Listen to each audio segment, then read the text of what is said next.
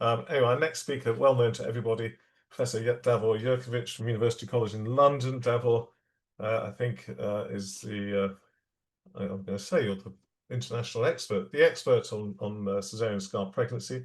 We heard earlier from Judith Hearn about the impact of caesarean section scars in gynecology and abnormal bleeding, infertility across a range of things. And caesarean scar pregnancy is another manifestation of this issue of problems with caesarean scars. Davor's in Malmo at the moment at a course with little Valentine. I can see him there. He's freezing to death up there in the north. So everyone do, feel very sorry for him at the moment. Obviously enjoying Swedish hospitality. Of course. However, good to see you, Davor. Thanks for joining us. And yeah, we're going to hear about scar pregnancies. I'm going to hand over to you for your talk, and then we have a chat if that's okay. All right. Hello, everyone. I hope you're enjoying the course. And I am very grateful to Tom and ISUOG for asking me to speak to you today. The topic of my presentation is diagnosing and managing caesarean scar ectopic pregnancies. Until recently, there was a general perception that pregnancies within the confines of the uterus are considered to be normal, with the lowest complications, while pregnancies outside the uterus, ectopic pregnancies, and inevitably result in complications and pregnancy loss. A lot has changed in the last couple of decades, mainly due to increase in number of women having conservative uterine surgery, such as cesarean section or myomectomy. And although these procedures preserve the uterus, they result in scarring, which creates conditions for pregnancy to advance from the uterine cavity and implants into the myometrium. And these pregnancies have potential to cause serious harm, and their prevalence has increased quite dramatically in recent years. The most common type of this so-called uterine ectopic pregnancy is caesarean scar pregnancy, but we have also seen an increase in cervical pregnancies and intramural pregnancies.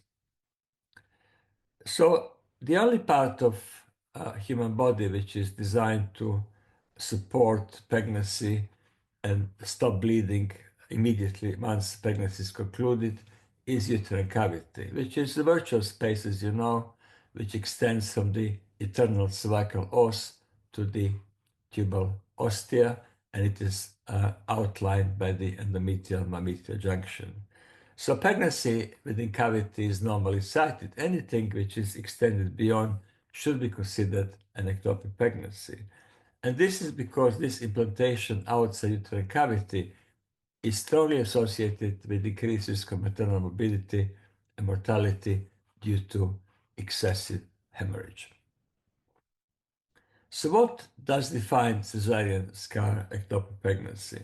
The first feature, which is quite striking, is the lack of endometrium in the defect following caesarean section or uterine niche. And you will see on this image here that there is nothing covering myometrium in this particular section. And if pregnancy implants there, it will implant straight on the surface of myometrium. As a result, a lot of these pregnancies do not survive and they fail, but those which progress will grow into myometrium, which causes problems. An example of difference in the decidual environment between normally excited pregnancy and scar pregnancy is shown here. You can see nicely defined trophoblastic ring surrounded by hyperechoic decidua, while in cesarean section scar pregnancy, the decidua is far away at the top of the uterus and pregnancy is down here, and you can see there is nothing surrounding this gestational sac. So conditions for early growth and development are impaired. The second important definition of scar pregnancy is lack of myometrium. And again, on the same image as before, you see that the residual myometrial thickness here is mainly 1 or 2 millimeters, which is quite obvious in this image here. As pregnancy implants into the scar and progresses, you will see it bulging towards the bladder, and placenta is surrounded only by a thin layer of tissue, mainly visceral peritoneum. This lack of myometrium will result in the ability of uterus to contract when pregnancy is completed, which increases risk of severe hemorrhage. And the last, possibly the most important feature of scar pregnancy is abnormality in blood supply. With the loss of myometrium, there's also loss of vascular architecture. And in normal pregnancy, the pregnancy implants in the decidua, and it's supplied mainly by spinal arteries without involving deeper blood vessels such as radial and arcuate arteries. With the loss of myometrium, the pregnancy will derive blood supply directly from large blood vessels, and early pregnancy being exposed to such high pressure circulation inevitably leads to complications. And if you look at this pregnancy, which is only 7 weeks old, you can see the placenta is broken down. You can see this massive increase in blood supply, which is premature for such early pregnancy, and formation of big placental lacunae, which are a result of damaging effect of high velocity circulation on placental tissue. There are many published diagnostic criteria to define scar pregnancy. Some of them are more logical, some of them less, but they all suffer from same deficiency or weakness, which is the lack of reference standards. Without reference standards, we cannot really assess the accuracy and value of any diagnostic criteria. And at the moment, we don't really have an agreed clinical, pathological, or ultrasound criteria to diagnose scar pregnancy. So we need to go back to common sense and basic anatomy. And I would say the scar pregnancy has to be defined by the gestational sac implanting into the defect. Pregnancy close to the scar, behind the scar, above the scar, I don't think can be classified as scar pregnancies. And implantation of this defect is clearly a result of incomplete healing after cesarean section. Often, this pregnancy will extend either into broad ligament, behaving similar to abdominal pregnancies, or into the cervix when they behave clinically and anatomically as cervical pregnancies. How to diagnose scar pregnancy? Well, the only diagnostic imaging modality you need is ultrasound, and two-dimensional ultrasound is sufficient in most cases. However, color Doppler is very useful both to identify site of implantation and to assess the risk of bleeding if any form of treatment is considered. Three-dimensional ultrasound plays very little role, same as MRI. And I would advise very strongly from using hysteroscopy and laparoscopy to make diagnosis of pregnancy, because if diagnosis is wrong and pregnancy actually is normal, then it's going to be damaged by the invasive procedure. What are the very simple ways of suspecting and diagnosing pregnancy? Well, the most easiest is if you are scanning somebody in early pregnancy who had a previous cesarean section and pregnancy is low in the cavity, you should suspect scar pregnancy. If you're not very experienced with this condition, you can ask somebody who's seen more cases, or you can email a friend and ask for help. The other very useful, simple clue is the appearance of the placenta. As I said before, placenta is scar pregnancy exposed to high pressure circulation, which changes the appearance of placenta. Here is the case of twin pregnancy, normally sighted twin in the uterine cavity, and scar pregnancy. See, the placenta, which is normally sighted, is smooth, well-defined, and solid, while the placenta of pregnancy in the scar is thick, with signs of degeneration. You can see big lacunae and hyperechoic trophoblast. So this placenta is clearly struggling, and it is difficult for early placenta to contain these large blood vessels providing blood supply.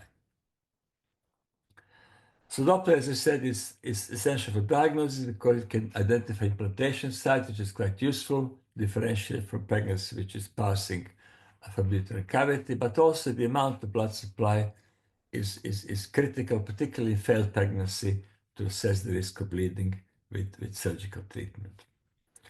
When we talk about treatment options, there are many. Expectant and medical treatment but also there are plenty of surgical methods such as transabdominal hysterotomy, either open or laparoscopic, hysteroscopic resection, dilatation curettage, usually under ultrasound guidance, and even ultrasound-guided needle aspiration.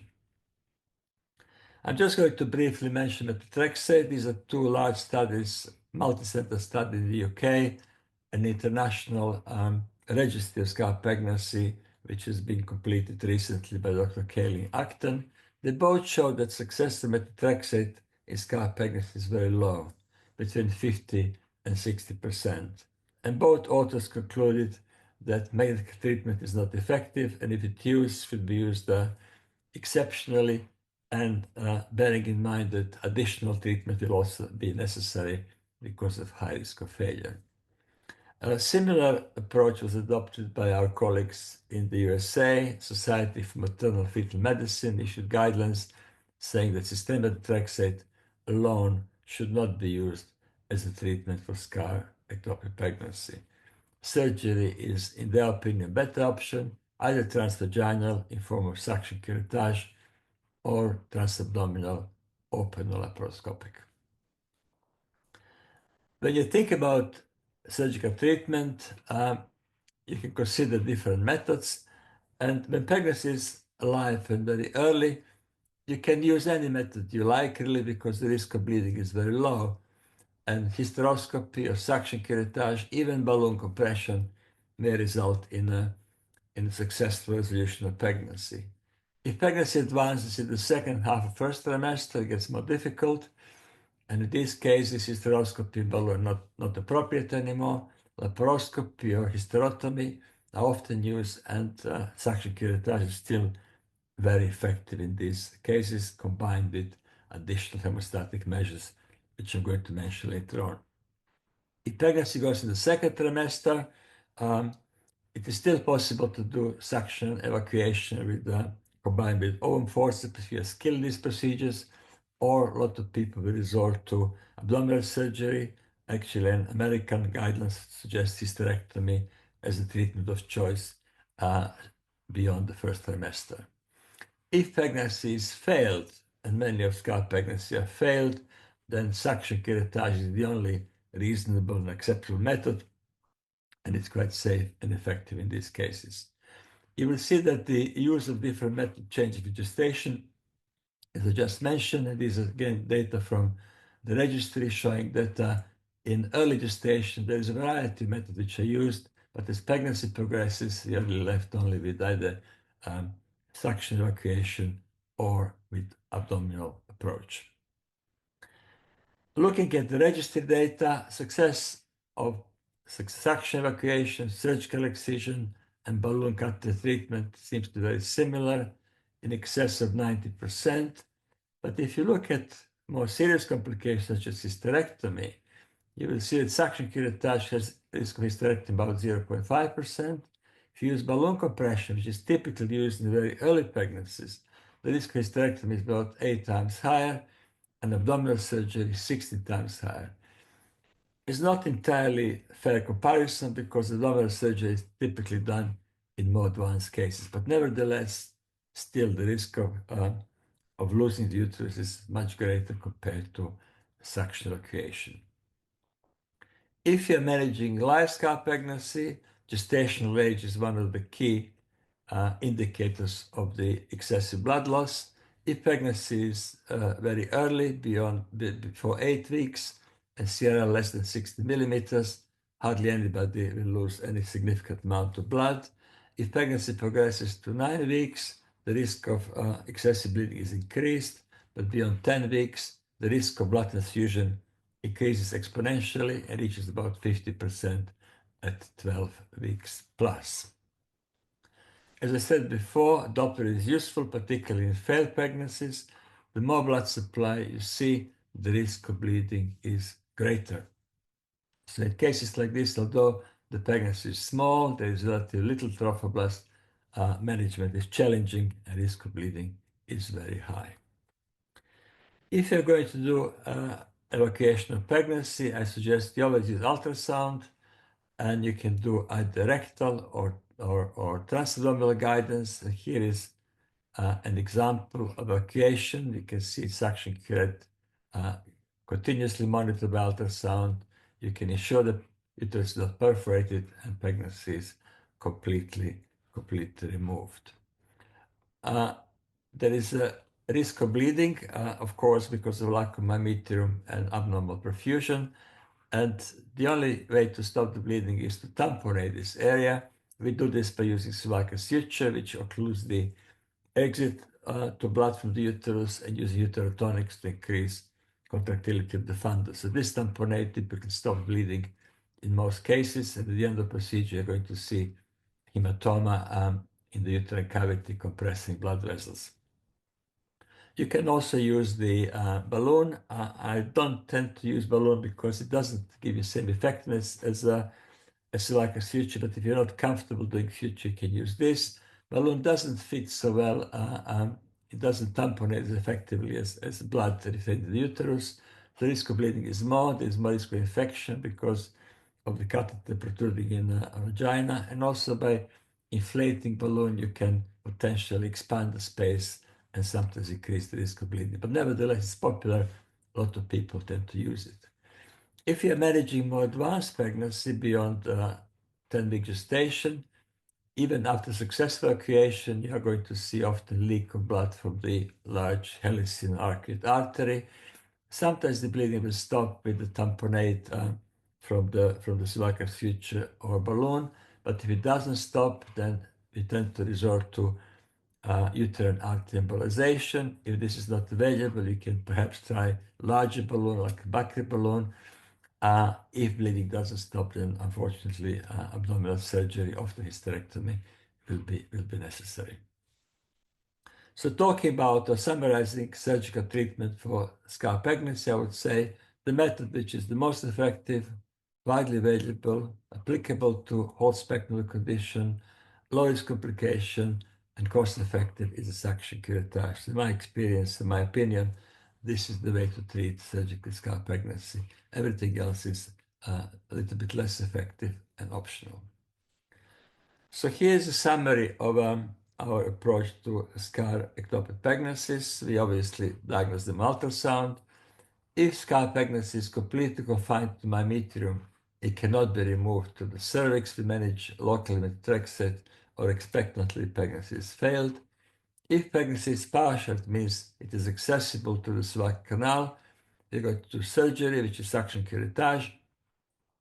If pregnancy is less than 8 weeks or it's avascular and failed, we will do simple suction evacuation without any additional hemostatic measures. In larger pregnancies between 8 and 16 weeks or highly vascular failed pregnancies, we again do suction evacuation in combination with Schrodke suture or balloon if you wish, and embolization if this doesn't work. If pregnancy is 17 weeks or more, we do not have confidence by doing conservative surgery we can save the uterus. In these cases, we advise women to continue with their pregnancy, and unfortunately, there's high chance they may end up with the obstetric hysterectomy. So I will summarize my presentation by saying that the diagnosis of scar ectopic pregnancy should be based mainly on the evidence of pregnancy implantation within niche and partially completely growing outside the uterine cavity. Two-dimensional ultrasound and color Doppler are the only imaging modalities which are necessary to make conclusive and accurate diagnosis in most cases. It is easier to diagnose scar pregnancy early. As pregnancy progresses, it's much harder to outline placenta implantation site. And lacunae, a feature of normal placenta development and a helpful diagnostic feature. When it comes to treatment, surgical management in form of ultrasound-guided suction curettage with additional hemostatic measure is the most effective and the safest form of treatment. However, advanced gestation and high vascular supply will increase the risk of complications. Medical treatment with methotrexate is not very successful, and management protocols should include procedures for treating failures. Well, thank you very much for listening. I hope you find it helpful, and I look forward to hearing your questions. Thank you.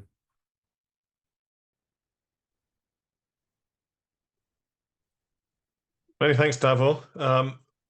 Great overview of the whole scar pregnancy scenario. Are you? Oh, there you are. Perfect. I love that you're a real pro because of the continuity that you recorded your talk and now you're doing questions with a similar shirt, which I'm shows glad you noticed it. It was which deliberate. which is which is a sign of a real pro, I have to say. So I'm impressed. Okay, that's all I can say. And it's not easy to impress you. No, in fact, it's the first time you've ever managed it, so that's skills. Um, um, one I'm of not the surprised. things, well, no, you know that's not true. Now, when you do surgery on these things, on scar pregnancies, quite often, you kind of end up with this kind of gap full of clot, and it all looks like, how's that ever going to settle down? And it does seem to take a long time. And often patients are, for example, wanting to try and get pregnant again and whatever. And people are tempted to say, well, maybe we should remove it or do something. But yeah, but that's the case, right? So do you want to say something about how, what you do? Because it's not an unusual situation, is it? Yeah, in most patients, the clot will form, although it looks quite intimidating on ultrasound. Actually, it's a very small amount of blood there. And trying to remove it to just pull process back for a couple of weeks because the whole process of healing has to start again. I think of that as an open wound in the uterus, as it's similar to an open abdominal wound, and you just have to let it heal. And healing in most people is actually finished within a few weeks. Occasionally, it takes much longer, which is frustrating for women, but bleeding is usually light. The risk of complication is virtually zero. So it's mainly social inconvenience and inability to resume sexual intercourse. But it is something which people need to be told before. And the recovery after any pregnancy, even after miscarriage, as you eloquently described earlier, requires certain level of time, emotionally, physically, and ovulation has to resume. So having several weeks of recovery after scar pregnancy with mild bleeding, I don't think it's a reason not to offer this treatment to patients. There's a question here or comment, I think, about Doppler. I think this relates to this. You've probably seen it. Should a Doppler be combined with myometrial thickness or gestational age to form some sort of complication risk model, hemorrhagic risk model? Does that make sense? Because you did, I mean, obviously you did cite, I remember you saying you talked about the Doppler score gestation and so on about being the sort of markers of bleeding because you showed that data. So I guess there may be some way of combining it, but I don't know. The most difficult scar pregnancy to remove actually is a failed scar pregnancy, which has been there for a little while. A live pregnancy is much easier because placenta is quite compact and actually comes out very quickly. And we had 3 hysterectomies over the last 25 years, and every single one was in the patient with a small amount of retained placental tissue deep in the myometrium, which was not completely removed. And all have hysterectomy a few weeks later when they bled uh, uh, coming back to a local hospital. So the real challenge is dealing with these pregnancies. And I'm not sure what is the best approach because embolization is not effective in these cases, and surgery is almost impossible because the mouth tissue is very small, and finding a laparoscopy is very difficult. So these are cases which keep me awake at night. But these are a very small minority, and we did now huge number of cases, and hysterectomy risk is very small. Intervention rate also surprisingly low because although we operate in a field which is irregular, there is no safety margin, pregnancy often goes to broad ligament.